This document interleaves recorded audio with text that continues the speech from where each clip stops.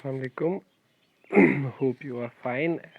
In this class, we'll be discussing about some important numericals based on last few questions, based on last few lectures. So we'll be discussing them one by one. Okay. So let's take the first question. We have three resistors: 2 ohm, 3 ohm, and 4 ohm. Those are connected in series with each other. The combination is connected to a source. अब ये पूरी combination जो है 2, 3 और 4 जो कि series में है उनको कनेक्ट किया गया है एक 10 वोल्ट के सोर्स के साथ. तो आपको बताना है कि हर किसी रजिस्टर में से पोटेंशियल ड्रॉप कितना होगा. Find the potential drop across every register. Okay. So if you see हमें पता है कि अगर हम तीन रजिस्टर्स को कनेक्ट करते हैं, if this is a resistor, this is a resistor and this is a resistor, है ना. तो ये 2 ओम वाला रजिस्टर है, ये 3 ओम वाला रजिस्टर है और ये 4 ओम वाला रजिस्टर है. Okay. So what you are going to do, you are connecting them to a battery. Okay.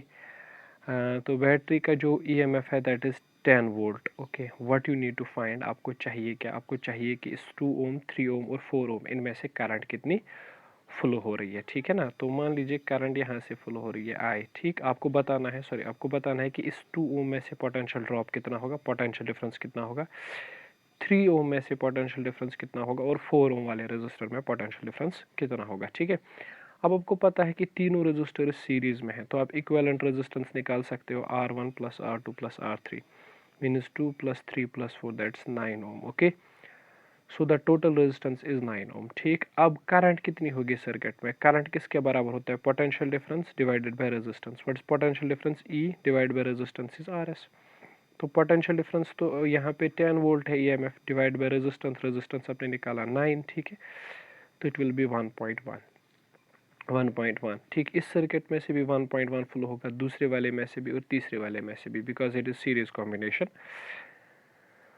तो पहले देखते हैं कि पहले वाले का पोटेंशियल कितना होगा. Sorry, it's not R1 basically, it's V1 here. Okay. Potential difference across the first register that is current into resistance, right. 1.11 into इसकी रेजिस्टेंस 2. ठीक है. ये फिर यहाँ पे V2 है, potential drop across the second register, and this is V3 potential drop across the third register. ठीक है. तो आप क्या कर सकते हो, V1 is equal to IR1, V2 is IR2 and V3 is IR3. You can substitute all the values in order to get the corresponding potential drops. ठीक है. ओके. अब आते हैं दूसरे वाले क्वेश्चन पे. It says that a parallel combination of 3 resistors takes a current of 7.5. हमारे पास 3 resistors हैं और तीनों को हमने पैरेलल में कनेक्ट किया है like this way. Okay. We have 3 resistors and तीनों को हमने कनेक्ट किया हुआ है किस में, हाँ जी बेटा, पैरेलल में. ठीक है. और कनेक्ट की है, क्वेश्चन वाले ने वहीं से बोला है कि हमने इसको कनेक्ट किया, 30 वोल्ट की एक बैटरी कनेक्ट कर दी है. ठीक है. 30 वोल्ट की एक बैटरी. तो करंट कितनी फ्लो होती है, इट सेज दैट 7.5 एम्पेयर की करंट फ्लो हो रही है. ठीक है. फिर बैटरी सप्लाई कर रही है 7.5. इफ टू रजिस्टर्स आर, अगर इनमें से एक 10 ओम का है और दूसरा 12 का है, this is 10 and second one is 12. Okay. Second one is 12. आपको बताना है फाइंड द थर्ड रजिस्टर, आपको तीसरा वाला रजिस्टर बताना है. ठीक है ना बेटा. देखिए क्वेश्चन में गिवन क्या क्या, पहले करंट है 7.5, फिर पोटेंशियल डिफरेंस है 30 वोल्ट, और फिर रेजिस्टेंस पहले वाले रजिस्टर की है 10 ओम, सेकंड वाले रजिस्टर की है 12, थर्ड वाले की नहीं पता. चलो मान के चलते हैं कि कैपिटल आर है इफेक्टिव रेजिस्टेंस, मतलब जब हम इन तीनों को कंबाइन करेंगे तो इफेक्टिव रेजिस्टेंस आएगी कैपिटल आर. ठीक है कि नहीं ना. तीनों रेजिस्टर्स को पैरेलल में कंबाइन करने से इफेक्टिव रेजिस्टेंस कैपिटल आर आ रही है. ठीक. ओके. अब देखिए आपको पता है कि आर जो होता है that is equal to potential difference by current. तो पोटेंशियल डिफरेंस तो यहाँ पे 30 है और करंट 7.5 है, तो टोटल रेजिस्टेंस कितनी है, 4 ohm. Okay. 4 ohm is the effective resistance, मतलब तीनों को कंबाइन करके जो रेजिस्टेंस निकलती है. ठीक है. अब आपको पता है कि पैरेलल कॉम्बिनेशन के लिए ये फार्मूला होता है 1/r is 1/r1, 1/r2, 1/r3. ठीक है ना. तो आप यहाँ से 1/r3 को सेपरेट करो, मतलब इस साइड पे ले जाओ. ठीक है. और बाकी जितने भी हैं उनको एक साइड पे रख लो. ठीक. तो ये फार्मूला आएगी. तो 1/r के बदले 4, R1 के बदले 10, R2 के बदले 12. ठीक है. वो आएगा 1/4 अपनी जगह पे. इन दोनों में से आप क्रॉस मल्टीप्लाई करें तो 11/60. फिर 60। ओके तो आप क्या करेंगे, उसके बाद इनका वैल्यू डालेंगे, ठीक है। तो you can just cross multiply these two and your answer will be at last 15 ohm. Okay so this is the answer what you will get. तो तीसरा रजिस्टर कितना होगा बेटा, 15 ओम होगा, ठीक है। अब इसके बाद वाले क्वेश्चन पे आते हैं। Two coils have combined resistance of 9 ohm. दो कॉइल्स हैं, उनकी रेजिस्टेंस कंबाइन करके है 9 ohm when they are connected in series. Okay if they are connected in series तो resistance is 9 ohm, right? But if and 2 ohm when they are connected in parallel, it says that when they are connected in parallel resistance यहाँ पे कितनी आती है, that is 2 ohm। Okay series में connect करोगे तो 9 ohm, parallel में connect करेंगे तो 2 ohm। Find the resistance of each coil. आपको दोनों कॉइल्स की रेजिस्टेंस एक एक करके बोलनी है, ठीक है। पता है ये देखिए बेटा आर एस, आपको पता है सीरीज कॉम्बिनेशन में R1 प्लस R2, तो RS आपको यहाँ पे दिया गया है 9 सीरीज कॉम्बिनेशन का, तो यू मीन टू से R1 प्लस R2 इज 9, है ना। तो ये पहली चीज। ओके अब पैरेलल कॉम्बिनेशन में क्या होता है, ठीक है। पैरेलल में तो फॉर्मूला है 1/RP is 1/R1 plus 1/R2, ठीक है ना। तो 1/RP तो आपको दिया गया है कि पैरेलल में कनेक्ट करेंगे तो 1/2 आएगा, ठीक है, सॉरी 2 आएगा, ठीक। तो 1/2 इज 1/R1 प्लस 1/R2, तो आपको निकली formula R1 plus R2 divided by R1 R2, ठीक है ना। तो ये जो इक्वेशन आपको निकली है ना, क्या इक्वेशन निकली जरा बताइए, R1 plus R2 divided by R1 R2, वो हमें निकली, शाबाश बेटा, 1/2, है ना। और दूसरी अभी जो निकली थी उससे पहले R1 plus R2 that is 9। okay these are the two equations you need to solve, right? इसके बाद बस मैंने यहाँ पे क्या किया हुआ है कि how to solve them, ठीक है ना। तो आप इनको सॉल्व करो जैसे आपको अच्छा लगे, you can solve them and finally you will get R1 is 6 and R2 is 3 ohm। okay you can solve this as linear equation into a variable, you have read about them, okay so you can solve them, right? Okay moving to the next question. This one is our next question. It says that there is a cell जिसका EMF है 1.68, एक cell है जिसका EMF 1.68 है and internal resistance 350 और उसकी internal resistance 350 है। तो सेल है, EMF है इसका 1.68 और इसकी इंटरनल रेजिस्टेंस है बेटा शाबाश, it is 350 ohm। okay it has got a huge internal resistance. What will be the maximum current. तो सवाल ये है कि सेल कितना मैक्सिमम करंट ड्रॉ करती है, ठीक। ईएमएफ दिया गया है, रेजिस्टेंस दी गई है, तो मैक्सिमम करंट किसके बराबर होगा, current is always potential difference by potential E by V. आपको पता है current is E by V. Maximum current कितना होता है, always maximum current is E by V. You will say miss sir how. देखो करंट के लिए formula क्या आपने पढ़ा है, V इज इक्वल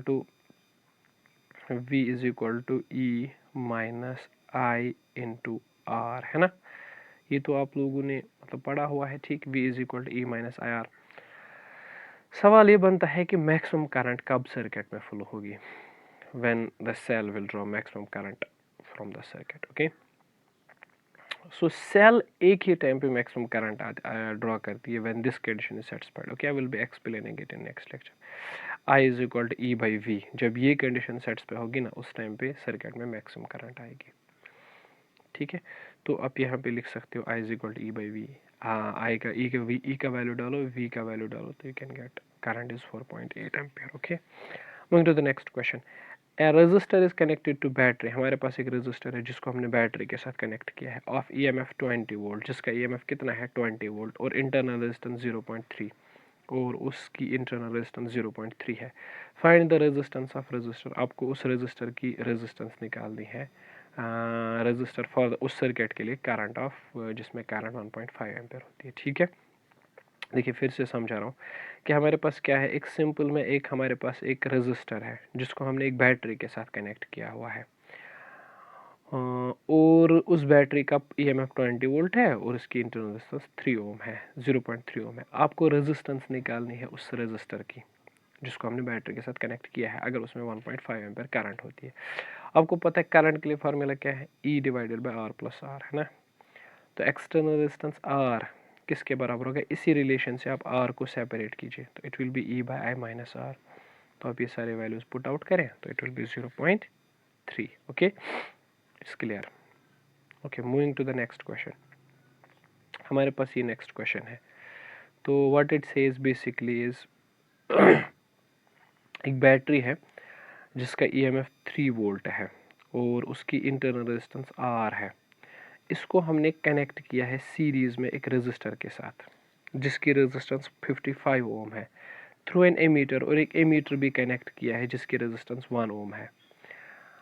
ओके, तो वी हैव सिंपल में हमारे पास एक सेल है। ओके, इसको हमने कनेक्ट किया है सीरीज़ में एक रेजिस्टर के साथ, ठीक है, और साथ में लगाया है एक एमीटर यहाँ पे, ठीक है ना। तो एमीटर रीड करता है कि करंट यहाँ पे 50 एम्पेयर है। ड्रॉ द सर्किट डायग्राम, आपको सर्किट डायग्राम बनानी है। देखिए सर्किट डायग्राम यहाँ पे है, ये सेल है यहाँ पे, ओके, ये 55 ओम का रेजिस्टर है और ये एमीटर है, तीनों को हमने कनेक्ट किया हुआ है इस तरह से। अब टोटल रेजिस्टेंस कितनी होगी ज़रा सोच के बताइए। टोटल रेजिस्टेंस होगी 55 इस वाले रेजिस्टर की, और इसकी इंटरनल रेजिस्टेंस आर, और इस एमीटर की रेजिस्टेंस, तीनों की रेजिस्टेंस है ना। तो 55 प्लस 1 और प्लस आर, इसकी 55, इसका 1 और इस वाले का आर, टोटल, ठीक है ना। अब आपको पता है करंट किसके बराबर होता है, potential difference by resistance, E by R. तो ई यहाँ पे 3 है और करंट यहाँ पे 50 मिली एम्पियर बोला गया है, मीन्स मिली का मतलब 10⁻³ एम्पियर है ना। तो आप इसको करोगे 0 और यहाँ से 10⁻², ठीक है। सो हमें क्या मिला कि टोटल करंट कितनी है, 5 × 10⁻²। अब आपको रिलेशनशिप पता है बेटा, करंट कैसे निकालते हैं। Current I is equal to E divided by R plus R। Okay, current का वैल्यू आपने यहाँ पे दिया, गुड। ईएमएफ का वैल्यू आपने यहाँ पे दिया, ठीक है। कैपिटल R का वैल्यू यहाँ पे दिया और स्मॉल r को ऐसे रख दिया, ठीक है ना। तो ये वाली फार्मूला इन्हें यूज़ की है यहाँ पे। सो हमें क्या मिलेगा, हम यहाँ पे स्मॉल r निकालेंगे, स्मॉल r को अलग करेंगे तो स्मॉल r 0.2 आएगा। सॉरी, स्मॉल r का वैल्यू आप यहाँ से देखो, इट विल बी 4 एम्पियर है ना। यहाँ से आएगा ना, आपको r निकालना, सारे वैल्यूज़ हैं तो r आप आराम से कैलकुलेट कर सकते हो, ठीक है। तो ये निकला हमें उस बैटरी की इंटरनल रेजिस्टेंस, ठीक है। Okay, now next question. What it says is, you can read out the question. It says that the EMF of cell is 1.09. एक ई सेल है, उसका EMF 1.09 है, internal resistance of 2 ohm और उसकी internal resistance 2 ohm है। If the terminals of the cell are joined by the wire of 18 ohm resistance, अगर हमने इस सेल को कनेक्ट किया है एक रेजिस्टर के साथ जिसकी रेजिस्टेंस 18 ओम है, आपको देखना है फाइंड द पोटेंशियल डिफरेंस। आपको पोटेंशियल डिफरेंस देखनी है recorded by the high resistance voltmeter. आपको देखनी है कि पोटेंशियल डिफरेंस कितनी होगी अगर हम वोल्टोमीटर की मदद से मेजर करेंगे। टोटल रेजिस्टेंस कितनी होगी सर्किट की, एक तो एक्सटर्नल रेजिस्टर कितना है और दूसरा सेल की रेजिस्टेंस कितनी है। एक्सटर्नल रेजिस्टेंस R है, सेल की इंटरनल रेजिस्टेंस स्मॉल r है, तो 18 + 2 that's 20। This is the total resistance. तो करंट कितना होगा सर्किट में, potential difference by total resistance. Potential difference 1.09 है, मींस की ईएमएफ 1.09 है और रेजिस्टेंस 20 है, तो 0.55 ampere. Okay, this will be our current which is in the circuit. And then आपको पोटेंशियल डिफरेंस निकालना है, तो सीधी सी तो बात है, फार्मूला लगाओ, V = E - IR। E भी पता है, I भी पता है, R भी पता है, तो सारे वैल्यूज पुट करो, you can get 0.98 volt. Okay okay, we have next question, find the EMF and internal resistance of the battery. हमारे पास एक बैटरी है जिसका ईएमएफ और इंटरनल रेजिस्टेंस हमें कैलकुलेट करना है। अगर टर्मिनल पोटेंशियल है 28.5, if there is a terminal potential and that's 28.5, और करंट यहाँ पे 1 एम्पियर है एंड 27 वोल्ट व्हेन गिवन।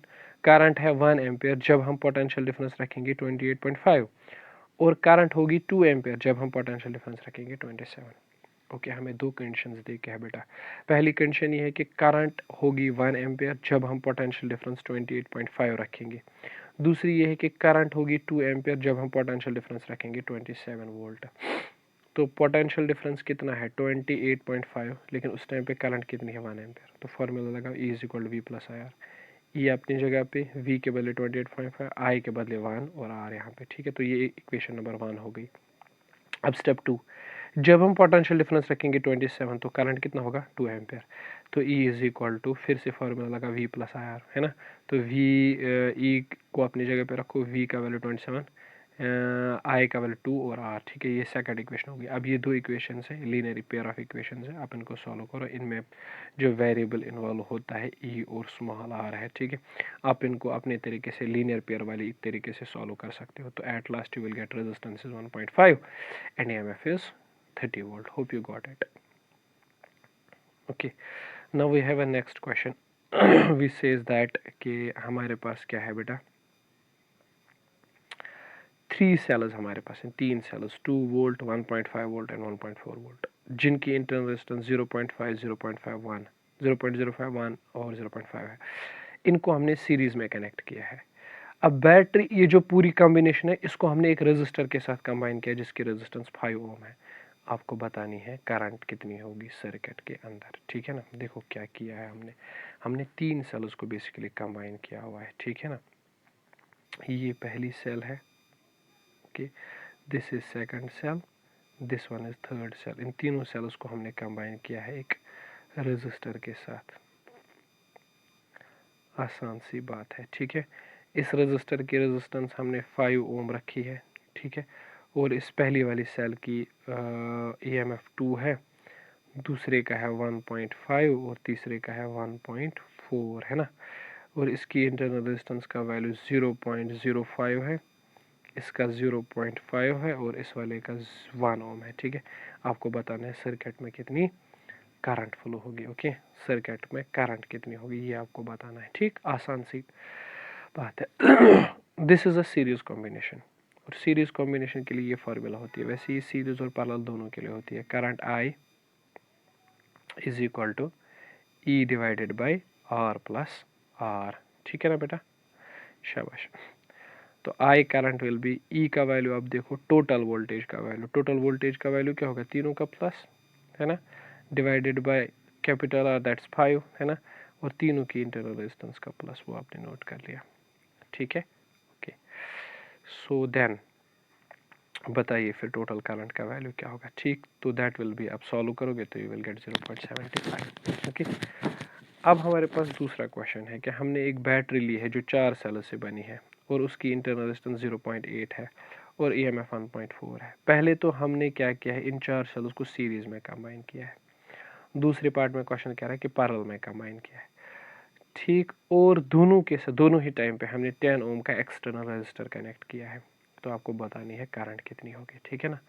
देखिए बेटा, सीरीज कॉम्बिनेशन के लिए फार्मूला ये है, तो आसान सी बात है। 4 सेल्स हैं आपके पास, ठीक है ना। हर किसी सेल की इंटरनल रेजिस्टेंस जो है ना आर, दैट इज 0.8 ओम, ठीक है। और हर किसी सेल का जो EMF E है दैट इज 1.4, है ना। और एक्सटर्नल रेजिस्टेंस 10 है कि नहीं।